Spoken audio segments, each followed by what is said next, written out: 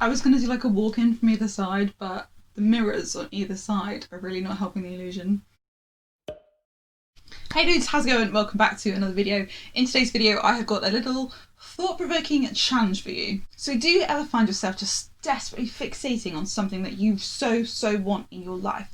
Whether that is a relationship or certain school grades or a certain career or a family or a dream house, anything like that. Now, someone once told me that God revealed to them why that thing they so desperately wanted didn't work out. And that reason is that if God had given them that thing they so desperately wanted, they and God would not have the close relationship that they do today. Now, at first, I thought to myself, you know what? They are so right, because if God had given me my thing when I first started wanting it, I would have been totally unprepared. Like, now is a way better time for me to get that thing because God has prepared me. We're in a great place. Now I am ready to receive my thing. But it's more than that, because even with that thinking, which, you know, has positives, I'm still assuming that God is just going to give me my thing just because I want it. In my mind, the only way I could see anything working out was to have both. I want my thing and I want God. And that is the only way that this is going to work. And then it became clear. To only accept the possibility of receiving your thing and God is basically saying, God, you alone are not good enough for me. I can't live without this thing. I value you and this thing equally. If not, I actually value this thing more than you. If we are desperate for both, then we're not choosing God as the number one thing in our life. And that's what we're called to do as Christians. We are called to put God's plan for us and God himself above everything. There is some amazing Christian imagery. It's effectively a meme of a little girl and Jesus. And the little girl is holding this little teddy bear and Jesus is kneeling down to her saying, just trust me. And he's putting his hand out to take the teddy from her. And she's not looking too keen on the idea. She's saying, but I just love it. And it's not just a concept that children struggle with. It might even be more common in young people than adults.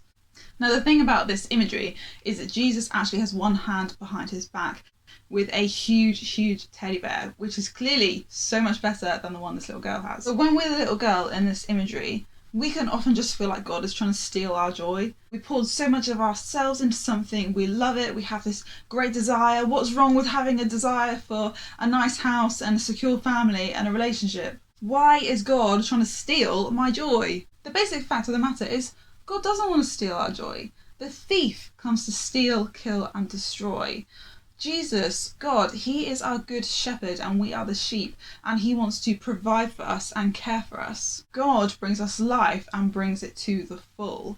From God comes the fruit of the Spirit, the natural results of having God's presence in our hearts and in our lives. And part of the fruit of the Spirit is joy. But it's just not always in the way that we expect it or that we want it to be boxed into. So when God asks you to put him first, it's not so he can take away from you. It's so that you are giving up more space in your life for him to fill you up. Often it's only when we give up that little teddy bear that God reveals the bigger teddy bear that he has for us. Because it requires a leap of faith. God wants us to put our trust in him first.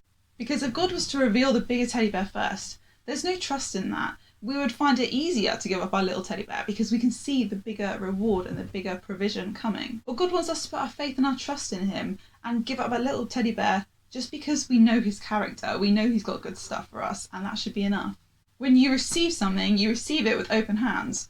But how are you meant to receive the bigger teddy bear from God when you're so desperately clutching onto the little one? So, is there anything in your life that you might be putting before God? How much trust do you have in God's plans for you? And what do you need to do to give up that little teddy bear?